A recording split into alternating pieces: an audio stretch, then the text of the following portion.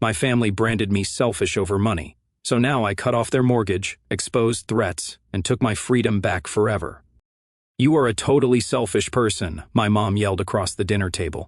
Adam, my brother, laughed and shook his head, like it was all a joke. I just sat there, gripping my fork, feeling the familiar weight of frustration settle in my chest. It was her birthday. I had taken her to a nice restaurant, paid for everything, even bought her a present. I did not expect much in the way of thanks. Gratitude was not exactly her strong suit, but I also did not expect to be torn apart the second I said something she did not like. "I cannot help with the mortgage anymore," I said. "I quit my job." Silence. Then my mom blinked as if I had spoken another language. Adam's grin faded. "You have got to be kidding me." I was not, and honestly, I should have done this a long time ago. I had been covering my mom's mortgage for the last 8 months, not just helping cover. I also sent her extra money every month because, as she liked to say, family has to help family. That was her favorite line. She would pull it out whenever she needed something, and Adam, of course, backed her up every time, especially when it came to his own bank account. $4,000. That is how much I had sent him for his self-improvement courses. He claimed he was working on bettering himself, but I never saw any proof. No books, no certificates, no real effort. Just vague comments about investing in himself while he sat around waiting for me to foot the bill. And for years I did. That was the worst part. I let it happen. I was the responsible one, the one who got good grades, the one who worked through college, the one who got a solid job right out of college.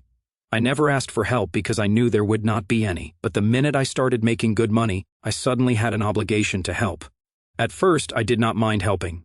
My family felt like the right thing to do. But then it stopped feeling like help and started feeling like an obligation. Every month they expected more.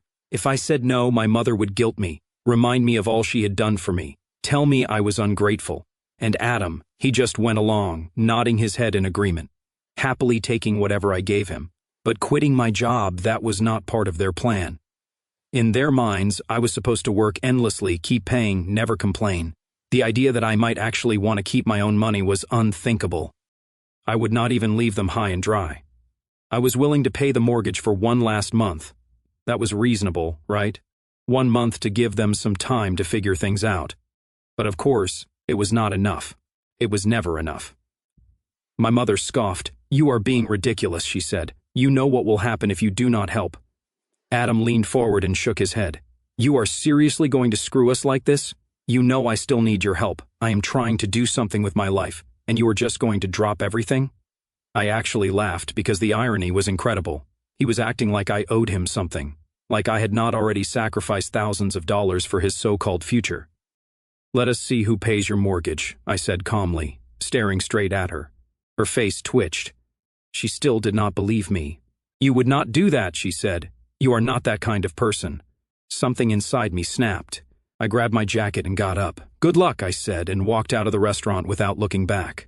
For 2 weeks, nothing. No calls, no texts. It was the longest silence I had ever received from them. Then, just as the next mortgage payment was due, my phone rang, and that is when things got completely out of hand. For the first time in years, my phone was not constantly buzzing with my mom's guilt trip or my brother's, fake concern masking yet another request for money. No reminders about family obligations, no passive-aggressive texts, just quiet. I should have known it would not last. The morning the mortgage payment was due, my phone started ringing. Mom's name came up. I let it go to voicemail. She called again, then again. On the 5th call, I finally picked up. She would not even let me say hello. Where is she? I stretched out on my couch. Where is what? The mortgage payment, Jack. It was due today. I did not answer right away. I wanted to see how long it would take her to answer her own question. It took 3 seconds. You were serious? You are actually not paying? She sounded more puzzled than angry, like she really thought I was bluffing. I told you, I said. Last month was the last. A pause. Then she let out a dry laugh. I thought you were just throwing a temper tantrum. A tantrum. That was what she called it, like I was a spoiled child refusing to share his toys instead of an adult finally setting boundaries. I sighed. Mom, I do not have a job. I will not send you any more money. Her voice sharpened. So what? You are just going to let us lose the house? I let that sit for a second. Let them lose the house. As if the last 8 months of mortgage payments I had covered did not exist. As if it was not their house, their responsibility. You had 2 weeks, I said. You should have come up with something by now, she scoffed. Oh, do not give me that. 2 weeks is not enough time.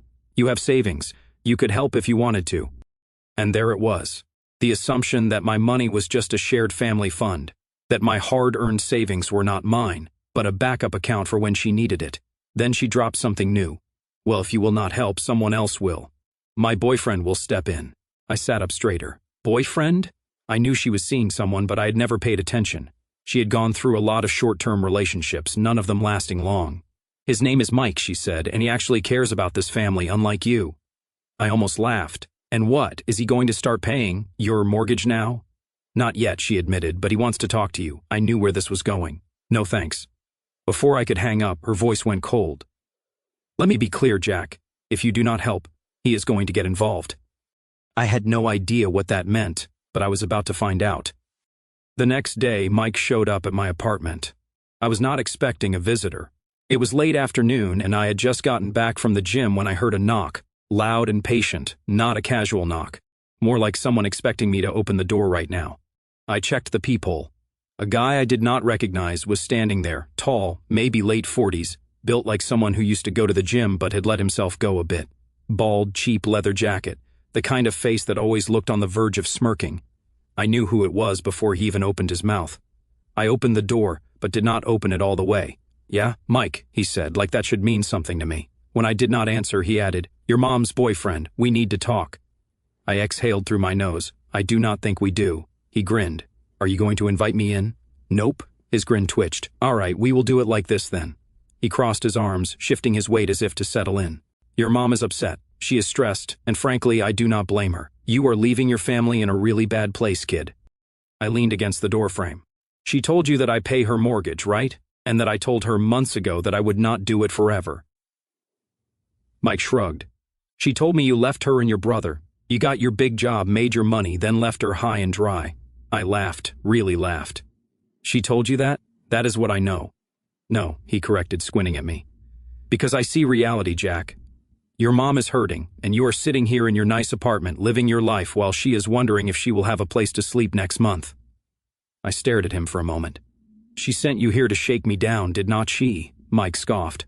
Nah, man, I volunteered. I was not sure if that was better or worse. Listen, he said, lowering his voice as if he wanted to sound reasonable. I get it. You want to do your own thing, be independent, that is great. But this is not just about you. Your mother needs stability, your brother is trying to build a future. And you, he pointed at me. You are the one in the best position to help. I was done. Not my problem. His expression darkened. Yeah, see, that is the thing. It is your problem. I tilted my head. How do you figure? Mike took a step toward the door. Because if you do not step up, I will. And you are not going to like the way I do things. That caught me off guard. Excuse me? You think I do not know what you do? I do. He tapped his temple. And I know exactly how much you saved. Your mother showed me the bank transfers. You have got a lot, so either you help or... He trailed off, but the implication was clear. I stared at him. I was truly stunned, not just by the audacity, but by the threat. Then I smiled. You said my mom showed you my wire transfers? Mike grinned as if he had won. That is right. Cool, I said. That is illegal. The grin slipped. And since I never gave her access to my accounts, I continued, I am guessing she either went through my personal information without permission or lied about why she needed the money. Either way, I would like to see what my bank has to say about this. Mike's face twitched. Look, kid, I cut him off. You have got 10 seconds to get out of my house before I call the cops. 9. He hesitated. 8. His jaw tightened. 7. He turned and walked away. I waited until he was completely down the hall before I closed the door. My hands trembled, not with fear but with adrenaline, because this was not just a family drama anymore. This was something else, something uglier, and I had a feeling it was not over. Something about Mike's visit stuck with me, not just the threats, but the fact that my mother had actually shown him my bank transfers. I kept replaying the conversation in my head, wondering how long she had let this guy pry into my personal business. By morning, I had decided I was not going to let it go. But when I stepped outside and saw my car, my stomach sank. Left front tire, flat, slashed actually, and above the driver's side door, a deep, jagged scratch from a key. I did not have to guess who had done it. I took a slow breath, forced myself to stay calm, then pulled out my phone and called my mom. She answered on the second ring as if she had been waiting for me. Before I could say anything, she sighed dramatically. "Oh, so now you want to talk?" "My car got trashed," I said flatly. "Flat tire, key on the door. You want to explain that?" She did not even try to deny it.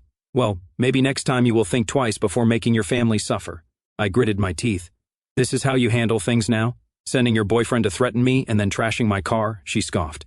"This is nothing. If you do not fix this, it is going to get worse." Something inside me snapped. I hung up, opened the trunk, and went to work. All the while, my mind was racing. My hands were steady as I replaced the spare, but my pulse was pounding. They wanted to scare me. They wanted me to break. Not happening. 30 minutes later, I was in the car speeding toward my mom's house. I had no plan. I just knew I was done playing defense. As I pulled into the driveway, I barely had time to turn off the engine before the front door swung open. My mom stepped out, arms crossed, looking bored, like I was the unreasonable one around here. Then, behind her, the screen door creaked open, and Mike appeared. But that was not all. Adam was there too, and he was not alone. There was another guy, someone I did not recognize, leaning against the porch railing, arms covered in tattoos, watching me with a grin. And at that moment, I realized something. This was not just about money anymore. They were waiting for me. As soon as I got out of the car, I knew something was wrong. My mom was standing on the porch with her arms crossed, a smug look on her face, like she had already won. Mike was next to her, grinning like he was enjoying a private joke.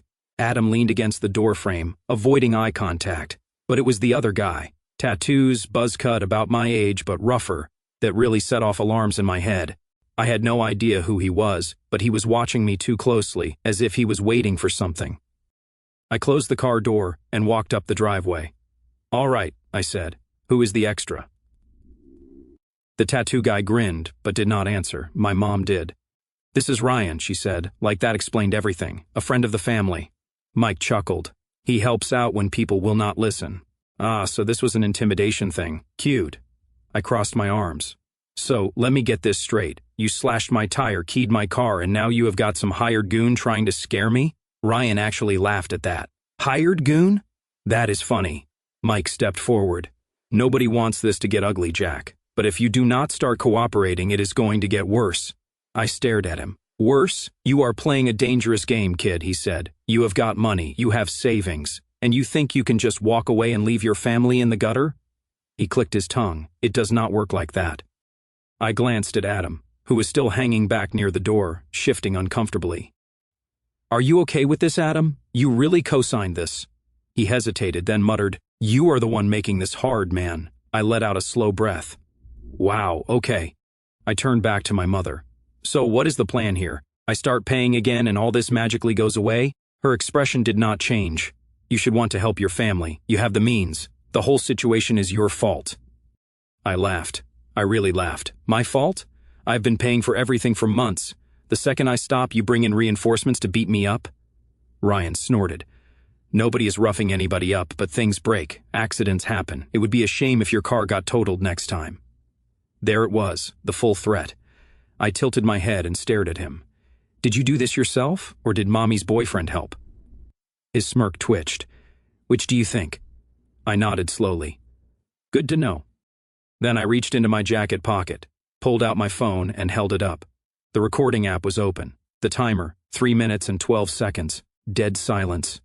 Mike's eyes narrowed. "What is that?" I smiled. "Oh, just a little insurance." I turned up the volume and hit play. "You have money. You have savings. And you think you can just walk away and leave your family in the gutter? It does not work that way. Accidents happen. It would be a shame if your car got totaled next time." Ryan's smirk disappeared. Adam turned pale. Mike's expression darkened. My mom, she even looked nervous. I put the phone back in my pocket. "So, here is what is going to happen," I said. "You are all going to back off. No more calls. No more visits. No more accidents. Because if anything else happens to me, my car, my apartment, hell, even my mail, that recording goes straight to the cops." Mike clenched his jaw. "You would not do that. Are you sure?" I raised an eyebrow. "Because I would like to see what the cops think about a bunch of threats, financial exploitation, and destruction of property." I nodded at Ryan. "Especially from your new little boyfriend." Ryan opened his mouth, then closed it. I exhaled. "We are done here." I turned and walked back to my car and got in. As I pulled out of the driveway, I caught a glimpse of them in the rearview mirror. My mom, angry, Mike, stone-faced, Ryan, looking at the ground, and Adam, he was just standing there, staring at me. I did not know what was going through his mind, but in that moment, I did not care. This was not over, not by a long shot. For the first hour after I left my mother's house, I was shaking with adrenaline. My fingers were tight on the wheel, my mind racing with everything I could do to make them pay.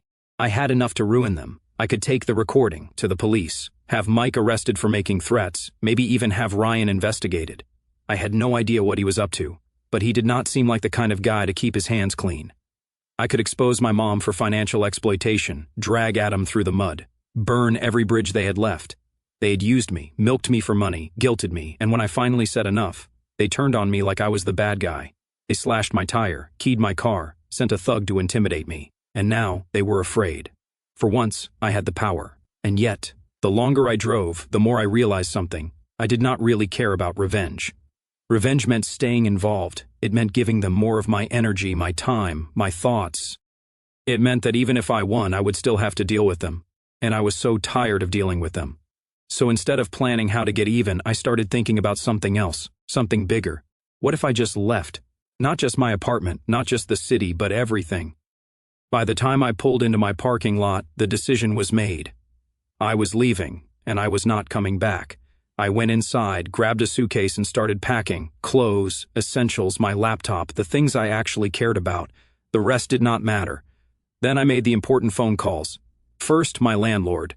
I told him I was moving out immediately, breaking the lease, and paid the fee without a second thought. He did not even ask why.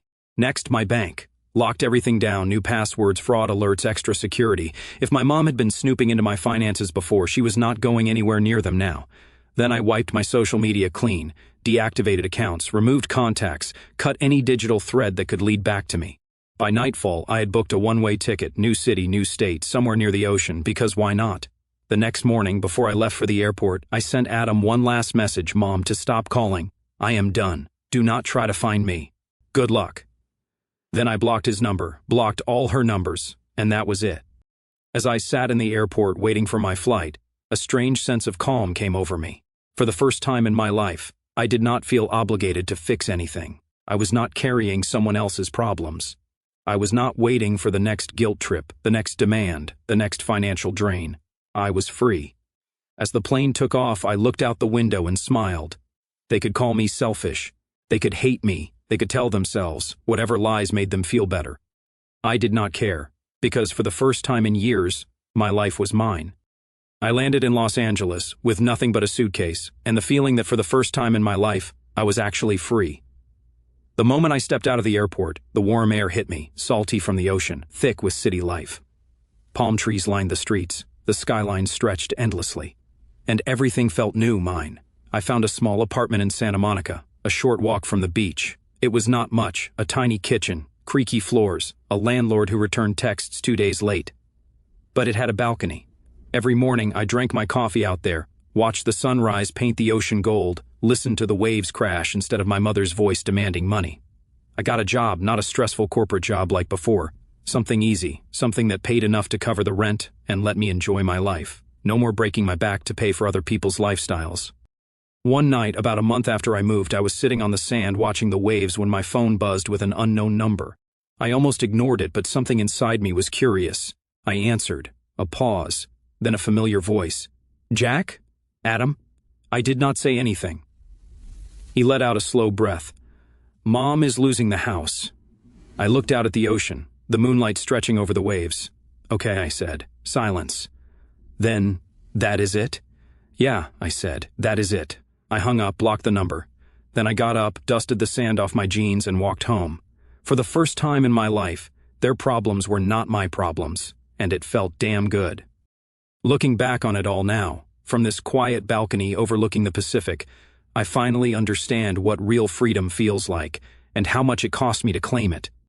For years, I carried this invisible weight, the belief that love from family meant endless sacrifice. That being the responsible one required me to dim my own light so theirs could stay on. Every time I sent that mortgage payment or wired money to Adam, I told myself I was doing the right thing. I was being a good son, a good brother. But deep down, a small voice kept whispering that something was wrong. That real love doesn't keep score, doesn't guilt you into emptiness, doesn't punish you for finally saying enough. When my mom screamed across that birthday dinner table that I was selfish, something inside me cracked open. Not in anger, at least not only anger, but in grief. I grieved for the family I thought I had. The one where support went both ways, where gratitude existed, where boundaries were respected. Instead, I had been cast as the family ATM, expected to fund dreams that were never mine to begin with, while my own dreams stayed quietly on hold. The moment Mike showed up at my door, and later when I saw them all waiting on that porch like a poorly rehearsed intimidation squad, I felt something shift permanently. Fear, yes, my heart was pounding, but also clarity. I saw them for who they had become, people willing to threaten, vandalize, and exploit the person who had kept them afloat. And in that clarity, I stopped feeling guilty. I stopped wondering if I was the monster they said I was. Recording their threats wasn't about revenge, it was about proof, for the police if needed, but mostly for myself. Proof that I wasn't crazy, that the manipulation and entitlement were real. Walking away from that driveway with the recording in my pocket felt like stepping out of a burning building I'd mistaken for home. Leaving everything behind wasn't easy. Packing that suitcase, buying that one-way ticket, cutting every tie. It hurt. There were nights in the first weeks here when I'd wake up at 3 a.m. wondering if I'd been too harsh, if I should have given them one more chance. But then I'd remember the slashed tire, the veiled threats of worse to come, the way my own mother looked at me like I was a resource instead of her son. And the doubt would fade. Now, months later, I wake up to the sound of waves instead of dread. I work a job I actually like, spend my money on things that bring me joy, and, no exaggeration, smile at strangers without calculating whether I owe them something. I've learned that being called selfish by people who only valued what I could give them isn't an insult, it's liberation. I don't hate them. I don't wish them harm. I simply choose me, finally, unapologetically. And if that makes me selfish in their story, then I'll wear that label proudly in mine. Because the truth is, the most selfish thing I ever did was pretend their happiness was my responsibility. The kindest thing I ever did for all of us was to stop.